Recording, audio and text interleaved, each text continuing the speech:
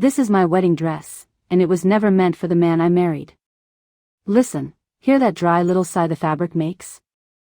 That sound is what 65 years of silence sounds like. I haven't touched this dress in decades, not really. I've moved it from closet to closet, house to house, like you'd carry a box marked fragile when the real warning should have been do not open.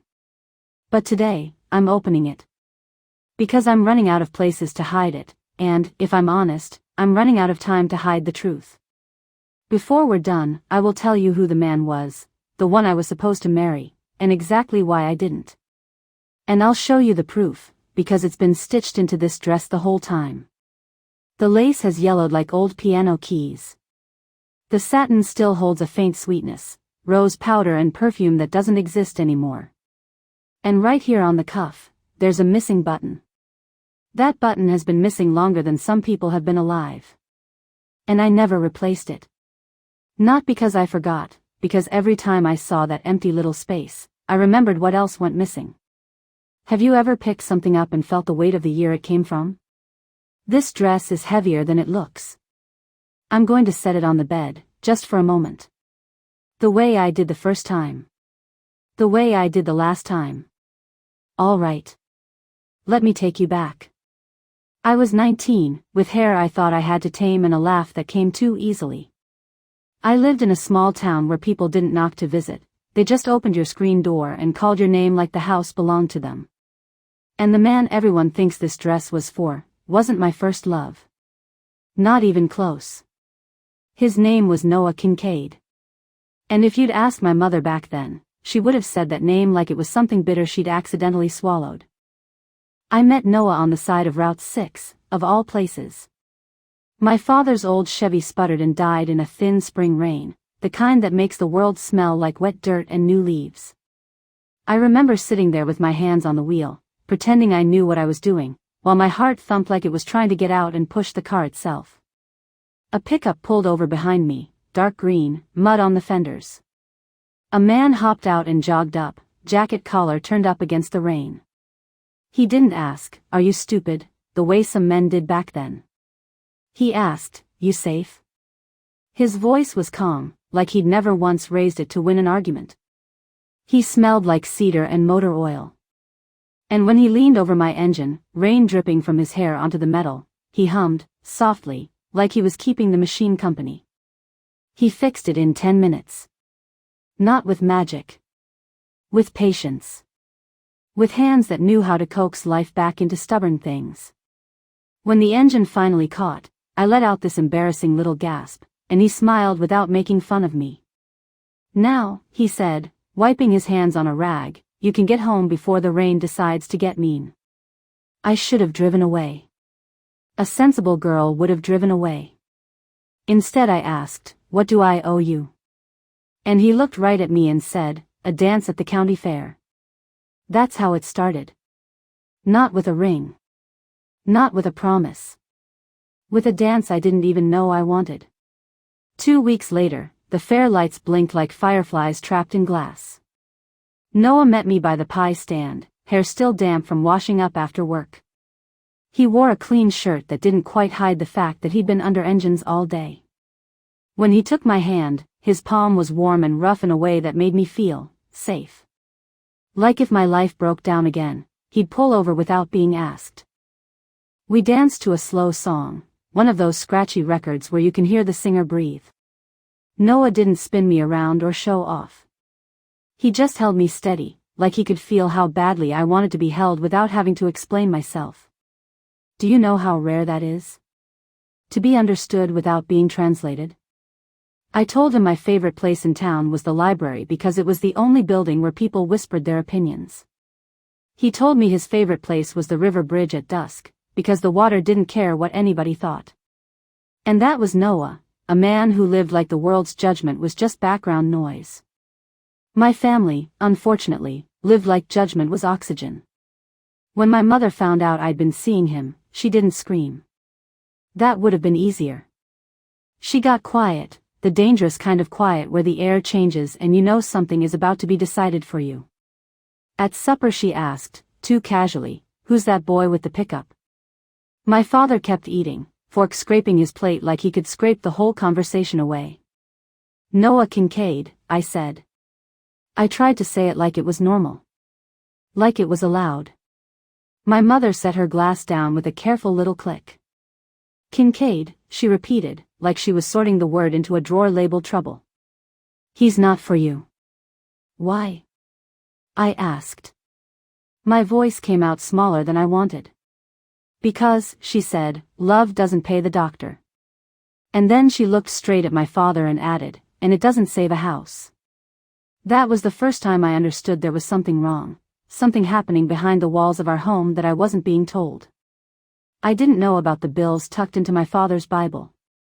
I didn't know about the final notice folded inside the flour tin. I didn't know my parents were quietly drowning. All I knew was that Noah made me feel like I could breathe. And my mother wanted me to marry a man who made our family look respectable when we were anything but. His name was Harold Whitmore. Harold wore pressed suits and spoke like every sentence had been approved in advance. He worked at the bank. He smelled like shaving cream and certainty. When he looked at me, it wasn't hunger. It was acquisition. Like I was a future that came with interest. The first time he visited our house, my mother served the good ham. The one we saved for company. She laughed too loudly at his jokes. My father sat straighter than I'd seen him sit in months. And I watched my life begin to slide across the table toward Harold like a plate being passed without asking if I was hungry. Have you ever watched your own life get planned without your consent? It's a strange kind of grief, mourning a future that hasn't happened yet. Noah could feel it, even when I tried to pretend everything was fine. One evening on the bridge by the river, he leaned against the railing beside me and said, "They're trying to trade you." I turned my face away so he wouldn't see my eyes fill. "It's not like that," I lied. Noah's jaw tightened, not in anger at me, but in pain at the world. "Evie," he said, he was the only one who called me that, "if you tell me to go, I'll go. But I won't walk away because someone else told you to be afraid." That night he kissed me like a promise. Not a reckless one, a careful one. Like he was memorizing me in case somebody tried to erase him. And then, before my heart was ready for any kind of ending, the dress was chosen. My mother took me to a seamstress in the next town over. Mrs. Pruitt had a measuring tape around her neck like a priest's stole. She didn't ask what I wanted. She asked what my mother wanted. "It has to be modest," my mother said. "Lace sleeves. High neckline. As if fabric could prevent sin. As if a dress could make a decision holy." Mrs. Pruitt pinched the waist in and let the hem out, her pins flashing like little silver teeth. "This one will last," she said. "Good stitching." My mother paid in crisp bills she shouldn't have had. I saw her hand tremble when she opened her purse. I didn't know then that money can tremble when it's stolen from tomorrow. In the mirror, I looked like someone else. Someone older, someone already resigned. The lace at my throat felt like a polite hand closing around my windpipe. My mother stood behind me and adjusted the veil too tight. "There," she whispered, satisfied. "Now you look right. Not happy. Not loved. Right." A week later, the engagement was announced in church before I even had time to decide if I wanted to stand up. Harold's mother cried pretty tears into a lace handkerchief. My mother smiled like she'd survived something. And Noah. Noah stopped showing up in the places he used to wait for me. At first I told myself he was giving me space. Then I told myself he was busy. Then, slowly, I began to hear the story other people wanted me to believe. He's a drifter. He got bored. He never meant it. But late at night, when the house finally went quiet, I would press my fingers to my lips and remember the way he kissed me, careful, deliberate, like he was the kind of man who didn't leave without saying goodbye. So I went looking for answers. And that's when the week everything broke began. Monday morning, I stood at the mailbox at the end of our drive. The metal was cold, damp with fog. I opened it and found only a catalog and a bill addressed to my father. No letter. No note. Nothing. I walked back up the drive and found my mother in the kitchen, pressing dough with the heel of her hand like she could press the whole world into shape. "Did you get the mail?" I asked. "Yes," she said without looking up. My stomach tightened. "Was there anything for me?" She wiped her hands on her apron, slow, almost peaceful. "Noah came by yesterday," she said. Just like that. As if she were telling me the price of eggs. My heart lurched. "He did. He said he's leaving town," she continued. "Said you should focus on your future." I stared at her, waiting for the punchline that never came. "That doesn't sound like him." My mother finally looked up. Her eyes were tired. Not cruel, tired. "Evelyn," she said, "this family needs you to be sensible." I heard something in her voice then. Fear. Real fear. And underneath it, an ultimatum already decided. I went to the phone and called the garage where Noah worked. The line rang and rang until a man answered, breathless. "Noah?" I asked. "No," the man said. "He's gone." "Gone where?" My voice cracked. "Out west, I heard," he said. "Left in a hurry." I hung up and stood there with the receiver in my hand, listening to the dead hum, like the world had been disconnected. That night, I found my father on the back steps, smoking in the dark. The porch light made his face look older than I'd ever seen it. "Dad," I said softly, "did Noah come by?" My father exhaled smoke and kept his eyes on the yard. "I don't know," he said. It was a lie. Not a big one, worse. A tired one. The kind people tell when they're ashamed. "Why are we doing this?" I whispered. "Why Harold?" My father's hand shook just a little as he tapped ash off his cigarette. "Because," he said, voice low, "we don't have a choice." And in that moment, I realized my wedding wasn't being planned like a celebration. It was being arranged like a rescue. But nobody asked if I wanted to be the one thrown into the water to keep the others afloat. Wednesday, I went to Mrs. Pruitt's for the final fitting.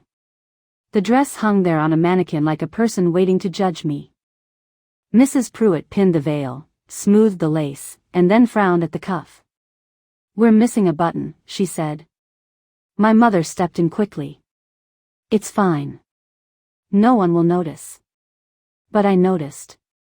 I noticed because the missing button felt like a warning, something small, overlooked, but important enough to come undone at the worst moment. After the fitting, I walked home the long way, past the river bridge. The sky was bruised with coming rain. And there, by the railing, was Noah. For a second I couldn't move. My lungs forgot their job. His hair was longer than I remembered, damp at the ends. He looked thinner, like sleep had been rationed. He turned when he heard my steps. His eyes found mine like they'd been searching all week.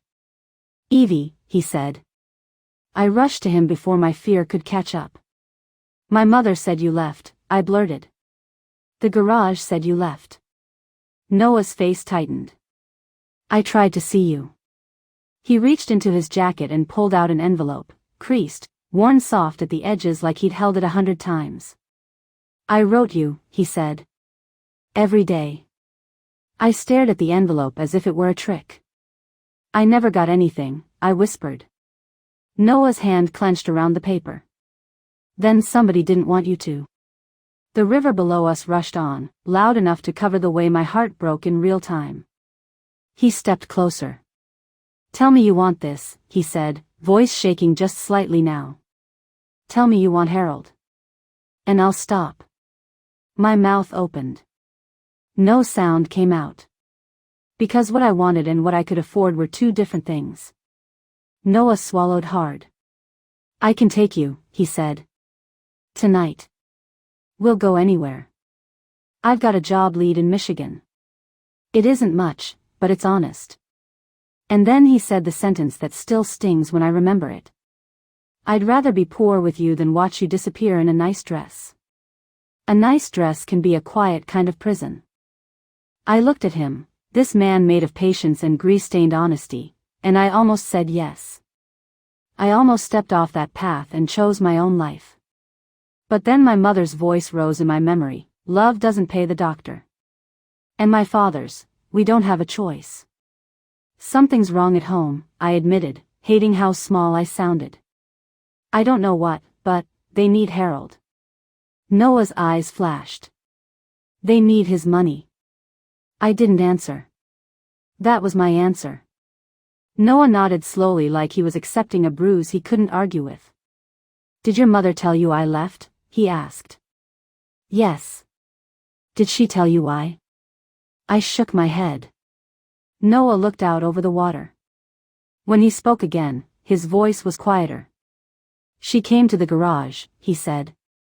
3 mornings ago. She told me you were going to marry Harold and that I had no right to interfere. My throat tightened. What did you say? I said you were not a bargain to be struck, he replied. And she said something back that made my blood go cold. What? I asked, terrified of my own curiosity. Noah hesitated. She said your father was in trouble, he whispered. She said if you didn't marry Harold, you'd lose the house. Maybe more than that. I felt the bridge tilt under my feet. She told you that? Noah nodded. And then she told me if I loved you, I'd let you go. I squeezed my eyes shut, trying not to cry in front of him, because I didn't want my weakness to be part of his memory. Noah stepped closer anyway. He lifted my hand, pressed the envelope into my palm. This is for you, he said. Don't let anyone take it. And right then, like some cruel stage cue, my mother's car appeared at the end of the road. Her tires hissed on the wet pavement as she pulled over. Noah's shoulders stiffened. Here we go, he murmured. My mother got out slowly, as if she had all the time in the world. She looked at Noah, then at me, then at our hands. Evelyn, she said, voice too gentle. Get in the car. Mom, I began. I said, she repeated, get in the car. Noah didn't shout. He didn't insult her. He just said, ma'am, she's not property. My mother's expression didn't change, but her eyes hardened. Then stop touching what doesn't belong to you, she said. I felt Noah flinch like she'd slapped him. And I hated her for being right in the only way that mattered. In this town, in this time, my life belonged to whoever could afford it. My mother looked at the envelope in my hand. What's that? She asked. Nothing, I lied again, too quickly. She held out her hand. Give it to me. Noah's gaze locked onto mine. A silent plea. Don't. I could have said no. I could have protected that letter like it was my own heartbeat. Instead, I did the thing I've regretted in 1,000 small moments ever since. I handed it over. My mother took the envelope like she was taking a knife out of a child's hand. There, she said softly. Now we can all stop pretending. Noah's face went pale. Evie, he said, voice breaking for the first time, don't let her. But my mother was already walking back to the car. Get in, she told me again. I looked at Noah. He stood on the bridge with rain gathering on his lashes, pride fighting pain in his jaw. I love you, he said, barely audible over the river. I didn't say it back. Not because I didn't mean it. Because if I said it out loud, I might have run. I got in the car. And as we drove away, I watched him shrink in the rear window until he was just a dark shape against gray water, and then nothing. That was the moment my life became official. People think the big heartbreak is the wedding day. It isn't. The big heartbreak is the quiet decision you make beforehand, the one nobody applauds, the one that closes the door so gently you almost convince yourself it didn't shut. The morning of my wedding, the house smelled like hairspray and coffee and nervous sweat. My mother fastened the necklace at my throat and tugged it a little too tight, the way she did everything. Mrs. Pruitt buttoned the dress up my back. When she reached the cuff, she paused. Still missing that button, she murmured. My mother snapped, leave it. I slid my arms into the sleeves. The lace scratched my skin, not enough to hurt, just enough to remind me I was trapped inside something beautiful. At the church, Harold stood at the front with his banker's smile. The pews were full. People craned their necks to see if I'd cry happy tears. The organ began, and I walked. Each step felt like it belonged to a different girl, a girl I was pushing out of the way. Halfway down the aisle, I glanced toward the back doors, stupid hope, stubborn hope, thinking maybe Noah would burst in, breathless, waving the truth over his head. The doors stayed closed. The vows happened like a script everybody already knew. Harold's hands were cool when he took mine. When he slid the ring on my finger, it caught on a snag of lace, like even the fabric was trying to stop it. At the reception, someone put on a slow song, something soft and sweet that should have felt romantic. It felt like a wound with music. Harold leaned in and whispered, "You look perfect." And I smiled the way girls are taught to smile when they're giving away something they didn't want to sell. Later, when the guests threw rice and cheered, my mother gripped my hand so hard it hurt, and she whispered into my ear, "You did the right thing." I believed her. Not because it was true, because I needed it to be true to survive what I'd just done. Sometimes, right is just another word for, paid for. Time moved, like it always does, whether you're ready or not. Harold wasn't a monster. Let me be fair. He provided. He kept the lights on. He paid the doctor when my father's chest pains turned into hospital visits. The house stayed ours. And little by little, the debt that had hung over us like a storm cloud, vanished. But the price didn't vanish. It just changed shape. It showed up in quiet places. It showed up at Thanksgiving when my mother would talk too loudly to cover the silence whenever someone mentioned the river bridge. It showed up when my first baby, your mother, was old enough to ask, "How did you and Dad fall in love?" And Harold answered for both of us, smooth as a brochure. And I stood at the sink, hands in dishwater, and let the lie live because the truth felt too sharp for a child's ears. It showed up when I found an old photo tucked into the back of my sewing drawer, Noah and me at the county fair, caught mid-laugh. Someone had tried to tear it in half and failed. The paper was scarred but stubborn. I wanted to ask my mother if she did it. I never did. Have you ever avoided a question so long it becomes part of the furniture? In our family, Noah's name became that kind of furniture, always there, never touched. Years later, when my mother was dying, I sat beside her bed and listened to her breathing turn thin. The room smelled like rubbing alcohol and wilted flowers. I almost asked her then, "Where did you put the letter? What did you do with my life?" But she opened her eyes, looked at me with something like apology, something like relief, and whispered, "We survived." And I swallowed my questions again, because even then she was asking me to choose, truth or peace. I chose peace. That's what I told myself. But peace built on silence is just another kind of prison. So why now? Why open the dress today? Because last week, you, sweetly, carelessly, asked me if you could try it on. And I heard myself say, too fast, no. Not because you wouldn't look beautiful. Because I couldn't bear to watch another young woman step into a story without knowing what it cost. So I brought it out. I laid it on the bed. I ran my fingers along the seams the way I used to when I needed comfort. And that's when I felt something that didn't belong. Inside the lining, near the waist, there was a place where the stitching changed, newer thread, slightly darker, like a repair done in a hurry. My hands started to shake. Because I remembered that missing button. I remembered my mother saying, "Leave it." And I realized, she hadn't meant the button. I found my small sewing kit, the one I've had longer than I've had sense, and I slid the seam ripper under the stitches. One careful tug. Then another. The thread gave way like it had been waiting. And there it was. A folded envelope, flattened with age, hidden inside my wedding dress like a secret heart. My name was on the front in Noah's handwriting. Not just Evelyn, Evie. I sat down hard on the edge of the bed, the dress pooled around me like spilled milk. And for a moment, I couldn't open it. Because what do you do with a truth that arrives late? Finally, I slid my finger under the flap. The paper inside was thin, browned at the edges. The ink had faded, but his words were still there, steady as his hands. It said, "Evie. If you're reading this, it means I failed to reach you in time. Your mother told me you'd be heard if I kept trying. I don't believe her. I believe she's afraid." My chest tightened so sharply I had to breathe through it. "I went to your house twice. Your father wouldn't look me in the eye. I think they're in trouble, and I think they're using you to fix it. You deserve to know I never left you." I was pushed.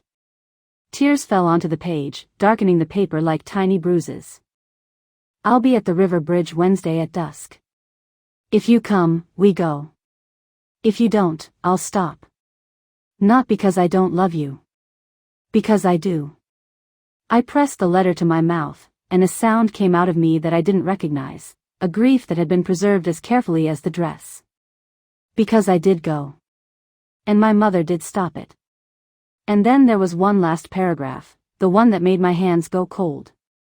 She said she'll keep this letter where you'll wear it, so you'll remember what you chose. If that's true, then she isn't protecting you, Evie. She's punishing you. I stared at that line until it blurred. Because he was right. She hid the truth in the one place I could never forget it. The missing button wasn't an accident. It was a marker. A little gap in the perfect picture, so she could always find the spot again. All those years, every time I saw that empty space on the cuff, I thought it was just time unraveling. It was my mother's hand. Still holding on. I wish I could tell you there's a clean ending. There isn't. Life rarely gives those to women like me. Noah didn't come back after that. Not to beg. Not to fight. He kept his word. He disappeared the way honorable men sometimes do, quietly, so they don't become a spectacle. A few years ago, I heard he'd died in Michigan. Heart trouble, they said. A neighbor mentioned it like it was just small-town news. I nodded like it didn't split me open. But now I know, he didn't abandon me. I was managed. I was steered. I was sacrificed, lovingly, they would have said. So what do I do with this dress now? With this letter? With this late-arriving truth? I'll tell you what I'm doing. I'm giving you the whole story. Not the polished one. Not the church announcement version. The real one. Because the real inheritance in a family isn't money or houses. It's the patterns. The silences. The rules nobody admits they made. And I don't want you to inherit my silence. So here's what this dress means now. It's proof that a woman can live a long life and still carry one unopened door inside her. It's proof that doing the right thing can feed your family and starve your heart at the same time. I'm not telling you this so you'll hate your great-grandmother. She was frightened. She was trying to keep us afloat. But fear makes people do cruel, tidy things. I'm telling you because I want you to choose with your eyes open. If you ever stand in front of a mirror in a dress, any dress, and you feel that lace at your throat like a hand closing, you listen to that feeling. You don't call it nerves. You don't call it gratitude. You call it what it is. A warning. Now, sweetheart, come sit here a second. Look at the cuff. See the missing button? I kept the button in a little tin for years, like a fool with a lucky charm. Today, I'm finally going to do what I couldn't do then. I'm going to mend it, truthfully. I'm going to sew the button back on. Not to make the dress perfect. But to make the story whole. And the letter. I'm not hiding it again. I'm placing it in an envelope with your name on it, and I'm putting it with the dress, so no one ever wears this fabric without wearing the truth too. Because secrets don't die when the people do. They just get passed down like heirlooms.